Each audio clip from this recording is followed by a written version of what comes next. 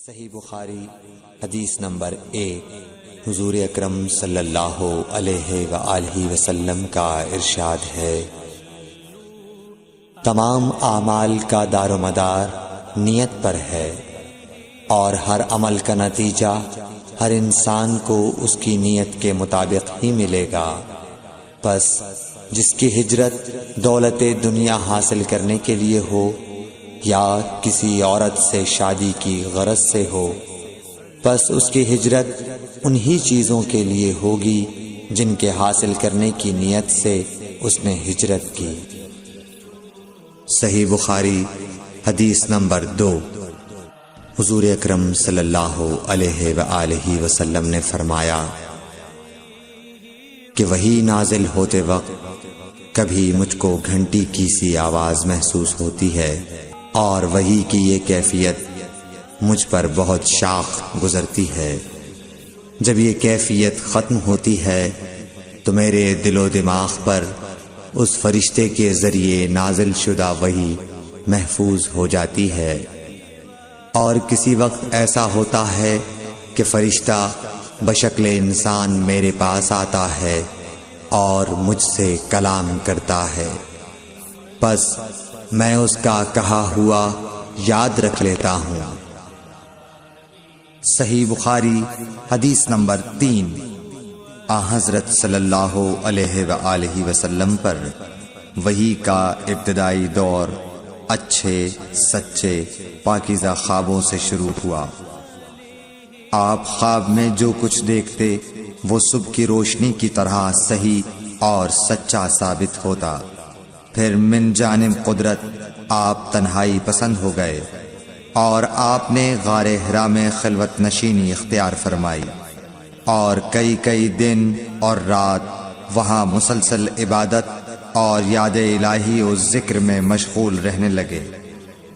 جب تک گھر آنے کو دل نہ چاہتا توشہ ہمراہ لیے ہوئے وہاں رہتے۔ توشہ ختم ہونے پر ہی اہلیہ محترمہ حضرت خدیجہ رضی اللہ تعالی عنہا کے پاس تشریف لاتے، اور کچھ توشہ ہمراہ لے کر پھر وہاں جا کر خلوت گزین ہو جاتے۔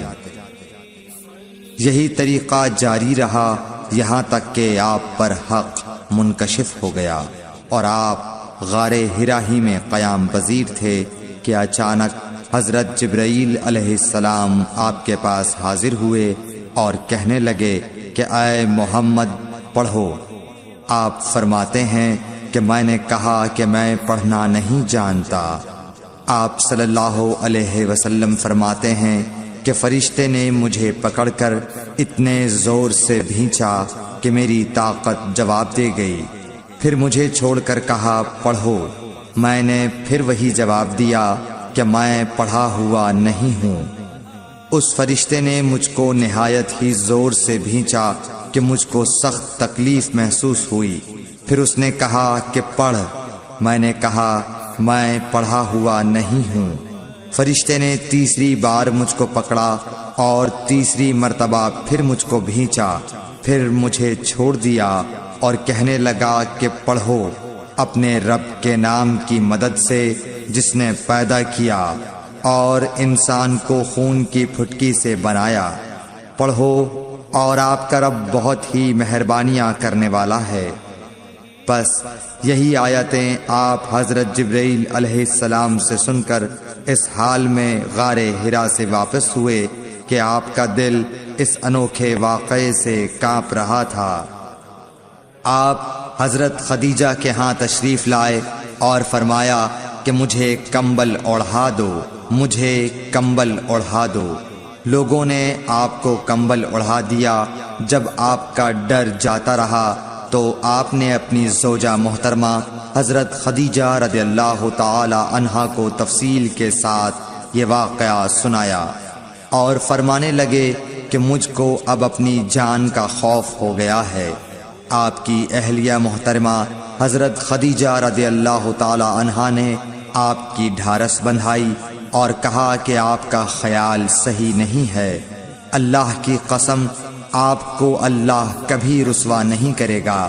آپ تو اخلاق فاضلہ کے مالک ہیں، آپ تو کنبہ پرور ہیں، بے کسوں کا بوجھ اپنے سر پر رکھتے ہیں، مفلسوں کے لیے آپ کماتے ہیں، مہمان نوازی میں آپ بے مثال ہیں، اور مشکل وقت میں آپ امر حق کا ساتھ دیتے ہیں۔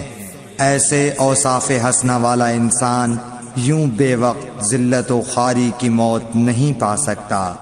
پھر مزید تسلی کے لیے حضرت خدیجہ رضی اللہ تعالی عنہا آپ کو ورقہ بن نوفل کے پاس لے گئیں، جو ان کے چچا زاد بھائی تھے اور زمانہ جاہلیت میں نصرانی مذہب اختیار کر چکے تھے اور عبرانی زبان کے کاتب تھے۔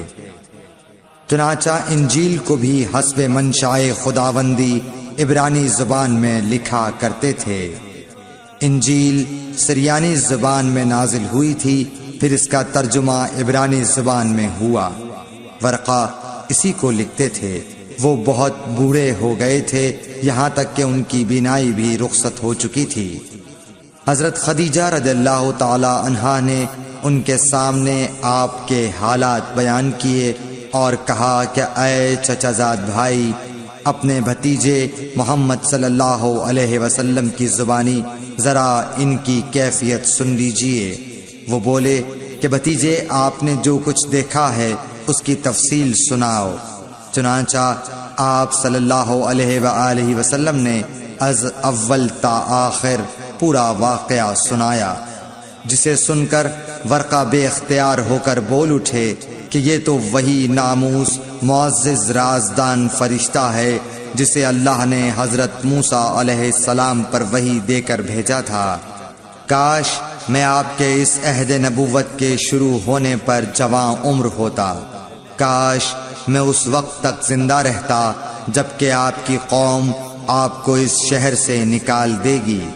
رسول کریم صلی اللہ علیہ وآلہ وسلم نے یہ سن کر تعجب سے پوچھا کہ کیا وہ لوگ مجھ کو نکال دیں گے، حالانکہ میں تو ان میں صادق و امین و مقبول ہوں۔ ورقہ بولا، ہاں یہ سب کچھ سچ ہے، مگر جو شخص بھی آپ کی طرح امر حق لے کر آیا لوگ اس کے دشمن ہی ہو گئے ہیں۔ اگر مجھے آپ کی نبوت کا وہ زمانہ مل جائے تو میں آپ کی پوری مدد کروں گا، مگر ورقہ کچھ دنوں کے بعد انتقال کر گئے۔ پھر کچھ عرصے تک وحی کی آمد موقوف رہی۔ صحیح بخاری حدیث نمبر 4۔ حضور اکرم صلی اللہ علیہ وآلہ وسلم نے وحی کے رک جانے کے زمانے کے حالات بیان فرماتے ہوئے کہا کہ ایک روز میں چلا جا رہا تھا کہ اچانک میں نے آسمان کی طرف ایک آواز سنی اور میں نے اپنا سر آسمان کی طرف اٹھایا۔ کیا دیکھتا ہوں کہ وہی فرشتہ جو میرے پاس غار حرا میں آیا تھا وہ آسمان و زمین کے بیچ میں ایک کرسی پر بیٹھا ہوا ہے۔ میں اس سے ڈر گیا اور گھر آنے پر میں نے پھر کمبل اوڑھنے کی خواہش ظاہر کی۔ اس وقت اللہ پاک کی طرف سے یہ آیات نازل ہوئیں، اے لحاف اوڑھ کر لیٹنے والے، اٹھ کھڑا ہو اور لوگوں کو عذاب الہی سے ڈرا اور اپنے رب کی بڑائی بیان کر اور اپنے کپڑوں کو پاک صاف رکھ اور گندگی سے دور رہ۔ اس کے بعد وہی تیزی کے ساتھ پے در پے آنے لگی۔ صحیح بخاری حدیث نمبر 5۔ رسول اللہ صلی اللہ علیہ وآلہ وسلم نزول قرآن کے وقت بہت سختی محسوس فرمایا کرتے تھے، اور اس کی علامتوں میں سے ایک یہ تھی کہ یاد کرنے کے لیے آپ اپنے ہونٹوں کو ہلاتے تھے۔ ابن عباس رضی اللہ تعالی عنہ نے کہا، میں اپنے ہونٹوں کو ہلاتا ہوں جس طرح آپ ہلاتے تھے۔ سعید کہتے ہیں، میں بھی اپنے ہونٹ ہلاتا ہوں جس طرح ابن عباس رضی اللہ تعالی عنہ کو میں نے ہلاتے دیکھا۔ پھر انہوں نے اپنے ہونٹ ہلائے۔ ابن عباس رضی اللہ تعالی عنہ نے کہا، پھر یہ آیت اتری کہ اے محمد، قرآن کو جلد جلد یاد کرنے کے لیے اپنی زبان نہ ہلاؤ، اس کا جمع کر دینا اور پڑھا دینا ہمارا ذمہ ہے۔ حضرت ابن عباس رضی اللہ تعالی عنہ کہتے ہیں، یعنی قرآن آپ صلی اللہ علیہ وآلہ وسلم کے دل میں جما دینا اور پڑھا دینا ہمارے ذمہ ہے۔ پھر جب ہم پڑھ چکے تو اس پڑھے ہوئے کی اتباع کرو۔ ابن عباس رضی اللہ تعالی عنہ فرماتے ہیں، اس کا مطلب یہ ہے آپ اس کو خاموشی کے ساتھ سنتے رہو، اس کے بعد مطلب سمجھا دینا ہمارے ذمہ ہے، پھر یقیناً یہ ہماری ذمہ داری ہے کہ آپ اس کو پڑھو، یعنی اس کو محفوظ کر سکو۔ چنانچہ اس کے بعد جب آپ کے پاس حضرت جبرائیل علیہ السلام وحی لے کر آتے تو آپ توجہ سے سنتے، جب وہ چلے جاتے تو رسول اللہ صلی اللہ علیہ وسلم اس وحی کو اس طرح پڑھتے جس طرح حضرت جبرائیل علیہ السلام نے اسے پڑھا تھا۔ صحیح بخاری حدیث نمبر 6۔ رسول اللہ صلی اللہ علیہ وآلہ وسلم سب لوگوں سے زیادہ جواد سخی تھے، اور رمضان میں دوسرے اوقات کے مقابلے میں جب جبرائیل علیہ السلام آپ صلی اللہ علیہ وآلہ وسلم سے ملتے بہت ہی زیادہ جود و کرم فرماتے۔ جبرائیل علیہ السلام رمضان کی ہر رات میں آپ صلی اللہ علیہ وآلہ وسلم سے ملاقات کرتے اور آپ کے ساتھ قرآن کا دورہ کرتے۔ غرض حضرت صلی اللہ علیہ وآلہ وسلم لوگوں کو بھلائی پہنچانے میں بارش لانے والی ہوا سے بھی زیادہ جود و کرم فرمایا کرتے تھے۔ صحیح بخاری حدیث نمبر 7۔ ہرقل شاہ روم نے قریش کے قافلے میں ایک آدمی بلانے کو بھیجا، اور اس وقت یہ لوگ تجارت کے لیے ملک شام گئے ہوئے تھے، اور یہ وہ زمانہ تھا جب رسول اللہ صلی اللہ علیہ وسلم نے قریش اور ابو سفیان سے ایک وقتی عہد کیا ہوا تھا۔ جب ابو سفیان اور دوسرے لوگ ہرقل کے پاس ایلیا پہنچے جہاں ہرقل نے دربار طلب کیا تھا، اس کے گرد روم کے بڑے بڑے لوگ، علماء، وزراء و امراء بیٹھے ہوئے تھے۔ ہرقل نے ان کو اور اپنے ترجمان کو بلوایا، پھر ان سے پوچھا کہ تم میں سے کون شخص مدعی رسالت کا زیادہ قریبی عزیز ہے؟ ابو سفیان کہتے ہیں کہ میں بول اٹھا کہ میں اس کا سب سے زیادہ قریبی رشتہ دار ہوں۔ یہ سن کر ہرقل نے حکم دیا کہ اس ابو سفیان کو میرے قریب لا کر بٹھاؤ اور اس کے ساتھیوں کو اس کی پیٹھ کے پیچھے بٹھا دو۔ پھر اپنے ترجمان سے کہا کہ ان لوگوں سے کہہ دو کہ میں ابو سفیان سے اس شخص یعنی محمد صلی اللہ علیہ وسلم کے حالات پوچھتا ہوں، اگر یہ مجھ سے کسی بات میں جھوٹ بول دے تو تم اس کا جھوٹ ظاہر کر دینا۔ ابو سفیان کا قول ہے کہ خدا کی قسم اگر مجھے یہ غیرت نہ آتی کہ یہ لوگ مجھ کو جھٹلائیں گے تو میں آپ صلی اللہ علیہ وسلم کی نسبت ضرور غلط گوئی سے کام لیتا۔ خیر، پہلی بات جو ہرقل نے مجھ سے پوچھی وہ یہ کہ اس شخص کا خاندان تم لوگوں میں کیسا ہے؟ میں نے کہا وہ تو بڑے اونچے عالی نسب والے ہیں۔ کہنے لگا اس سے پہلے بھی کسی نے تم لوگوں میں ایسی بات کہی تھی؟ میں نے کہا نہیں۔ کہنے لگا اچھا اس کے بڑوں میں کوئی بادشاہ ہوا ہے؟ میں نے کہا نہیں۔ پھر اس نے کہا بڑے لوگوں نے اس کی پیروی اختیار کی ہے یا کمزوروں نے؟ میں نے کہا نہیں، کمزوروں نے۔ پھر کہنے لگا اس کے تابعدار روز بڑھتے جاتے ہیں یا کوئی ساتھی پھر بھی جاتا ہے؟ میں نے کہا نہیں۔ کہنے لگا کیا اپنے اس دعوی نبوت سے پہلے کبھی کسی بھی موقع پر اس نے جھوٹ بولا ہے؟ میں نے کہا نہیں، اور اب ہماری اس سے صلح کی ایک مقررہ مدت ٹھہری ہوئی ہے، معلوم نہیں وہ اس میں کیا کرنے والا ہے۔ ابو سفیان کہتے ہیں میں اس بات کے سوا اور کوئی جھوٹ اس گفتگو میں شامل نہ کر سکا۔ ہرقل نے کہا کیا تمہاری اس سے کبھی لڑائی بھی ہوئی ہے؟ ہم نے کہا کہ ہاں۔ بولا پھر تمہاری اور اس کی جنگ کا کیا حال ہوتا ہے؟ میں نے کہا لڑائی ڈول کی طرح ہے، کبھی وہ ہم سے میدان جنگ جیت لیتے ہیں اور کبھی ہم ان سے جیت لیتے ہیں۔ ہرقل نے پوچھا وہ تمہیں کس بات کا حکم دیتا ہے؟ میں نے کہا وہ کہتا ہے کہ صرف ایک اللہ ہی کی عبادت کرو، اس کا کسی کو شریک نہ بناؤ، اور اپنے باپ دادا کی شرک کی باتیں چھوڑ دو، اور ہمیں نماز پڑھنے، سچ بولنے، پرہیزگاری اور صلہ رحمی کا حکم دیتا ہے۔ یہ سب سن کر پھر ہرقل نے اپنے ترجمان سے کہا کہ ابو سفیان سے کہہ دے کہ میں نے تم سے اس کا نسب پوچھا تو تم نے کہا کہ وہ ہم سے عالی نسب ہے، اور پیغمبر اپنی قوم میں عالی نسب ہی بھیجے جایا کرتے ہیں۔ میں نے تم سے پوچھا کہ دعوی نبوت کی یہ بات تمہارے اندر اس سے پہلے کسی اور نے بھی کہی تھی؟ تو تم نے جواب دیا کہ نہیں۔ تب میں نے اپنے دل میں کہا کہ اگر یہ بات اس سے پہلے کسی اور نے کہی ہوتی تو میں سمجھتا کہ اس شخص نے بھی اسی بات کی تقلید کی ہے جو پہلے کہی جا چکی ہے۔ میں نے تم سے پوچھا کہ اس کے بڑوں میں کوئی بادشاہ بھی گزرا ہے تو تم نے کہا کہ نہیں۔ تو میں نے دل میں کہا کہ ان کے بزرگوں میں سے کوئی بادشاہ ہوا ہوگا تو کہہ دوں گا کہ وہ شخص اس بہانے اپنے آباء و اجداد کی بادشاہت اور ان کا ملک دوبارہ حاصل کرنا چاہتا ہے۔ اور میں نے تم سے پوچھا کہ اس بات کے کہنے یعنی پیغمبری کا دعویٰ کرنے سے پہلے تم نے کبھی اس کو دروغ گوئی کا الزام لگایا ہے؟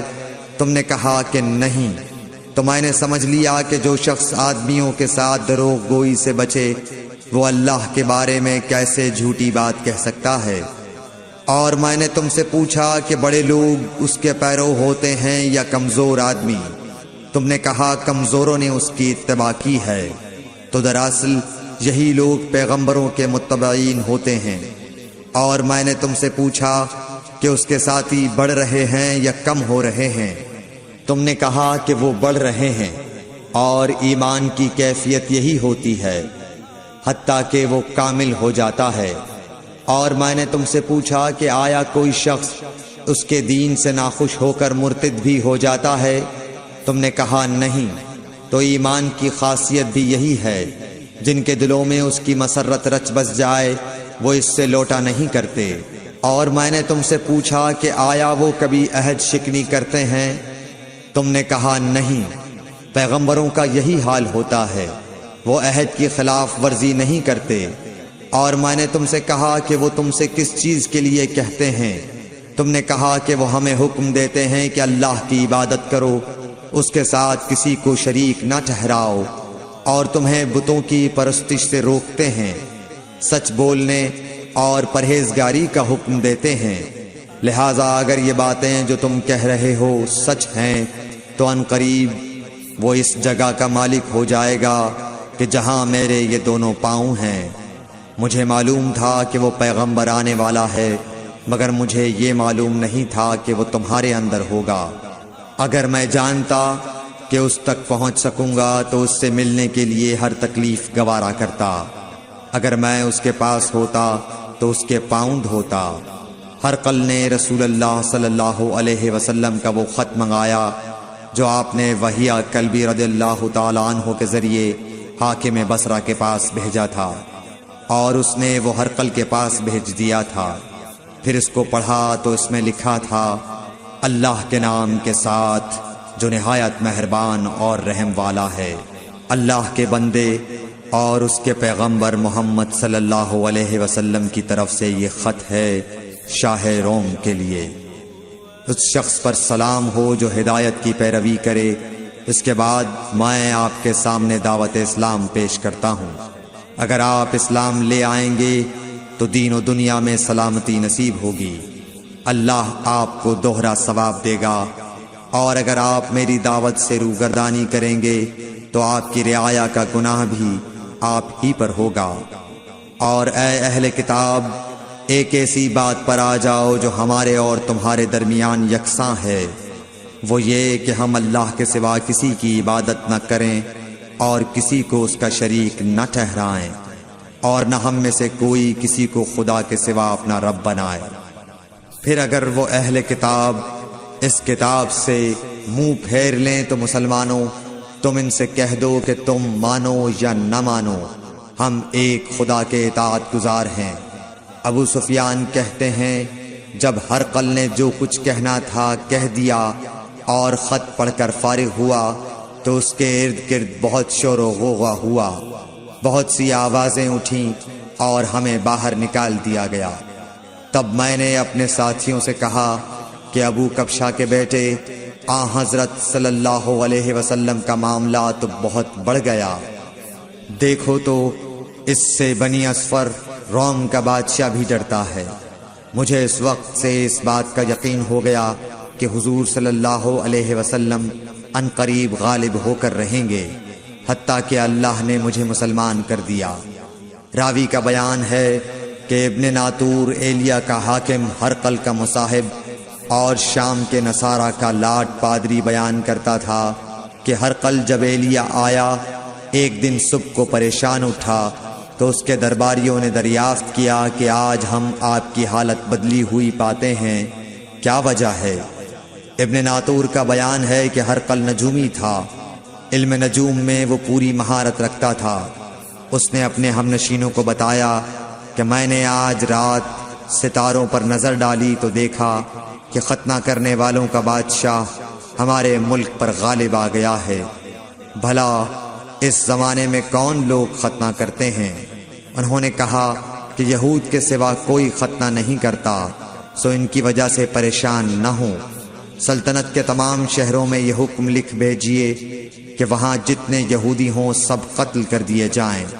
وہ لوگ انہی باتوں میں مشغول تھے کہ ہرقل کے پاس ایک آدمی لایا گیا جسے شاہ غسان نے بھیجا تھا۔ اس نے رسول اللہ صلی اللہ علیہ وسلم کے حالات بیان کیے۔ جب ہرقل نے سارے حالات سن لیے تو کہا کہ جا کر دیکھو وہ ختنہ کیے ہوئے ہے یا نہیں۔ انہوں نے اسے دیکھا تو بتلایا کہ وہ ختنہ کیا ہوا ہے۔ ہرقل نے جب اس شخص سے عرب کے بارے میں پوچھا تو اس نے بتلایا کہ وہ ختنہ کرتے ہیں۔ تب ہرقل نے کہا کہ یہی محمد صلی اللہ علیہ وسلم اس امت کے بادشاہ ہیں جو پیدا ہو چکے ہیں۔ پھر اس نے اپنے ایک دوست کو رومیہ خط لکھا اور وہ بھی علم نجوم میں ہرقل کی طرح ماہر تھا۔ پھر وہاں سے ہرقل حمص چلا گیا، ابھی حمص سے نکلا نہیں تھا کہ اس کے دوست کا خط اس کے جواب میں آ گیا۔ اس کی رائے بھی حضور صلی اللہ علیہ وسلم کے ظہور کے بارے میں ہرقل کے موافق تھی کہ محمد صلی اللہ علیہ وسلم واقعی پیغمبر ہیں۔ اس کے بعد ہرقل نے روم کے بڑے آدمیوں کو اپنے حمص کے محل میں طلب کیا اور اس کے حکم سے محل کے دروازے بند کر لیے گئے۔ پھر وہ اپنے خاص محل سے باہر آیا اور کہا، اے روم والو، کیا ہدایت اور کامیابی میں کچھ حصہ تمہارے لیے بھی ہے؟ اگر تم اپنی سلطنت کی بقا چاہتے ہو تو پھر اس نبی صلی اللہ علیہ وسلم کی بیعت کر لو اور مسلمان ہو جاؤ۔ یہ سننا تھا کہ پھر لوگ وحشی گدھوں کی طرح دروازوں کی طرف دوڑے، مگر انہیں بند پایا۔ آخر جب ہرقل نے اس بات سے ان کی یہ نفرت دیکھی اور ان کے ایمان لانے سے مایوس ہو گیا تو کہنے لگا کہ ان لوگوں کو میرے پاس لاؤ۔ جب وہ دوبارہ آئے تو اس نے کہا، میں نے جو بات کہی تھی اس سے تمہاری دینی پختگی کی آزمائش مقصود تھی، سو وہ میں نے دیکھ لی۔ تب یہ بات سن کر وہ سب کے سب اس کے سامنے سجدے میں گر پڑے اور اس سے خوش ہو گئے۔ بالآخر ہرقل کی آخری حالت یہی رہی۔ صحیح بخاری حدیث نمبر 8۔ رسول اللہ صلی اللہ علیہ وسلم نے فرمایا، اسلام کی بنیاد 5 چیزوں پر قائم کی گئی ہے۔ اول، گواہی دینا کہ اللہ کے سوا کوئی معبود نہیں اور بے شک حضرت محمد صلی اللہ علیہ وسلم اللہ کے سچے رسول ہیں، اور نماز قائم کرنا اور زکوٰۃ ادا کرنا اور حج کرنا اور رمضان کے روزے رکھنا۔ صحیح بخاری حدیث نمبر 9۔ نبی کریم صلی اللہ علیہ وآلہ وسلم نے فرمایا کہ ایمان کی 60 سے کچھ اوپر شاخیں ہیں۔ اور حیا شرم بھی ایمان کی ایک شاخ ہے۔ صحیح بخاری حدیث نمبر 10۔ حضرت محمد مصطفیٰ صلی اللہ علیہ وآلہ وسلم نے فرمایا، مسلمان وہ ہے جس کی زبان اور ہاتھ سے مسلمان بچے رہیں، اور مہاجر وہ ہے جو ان کاموں کو چھوڑ دے جن سے اللہ نے منع فرمایا۔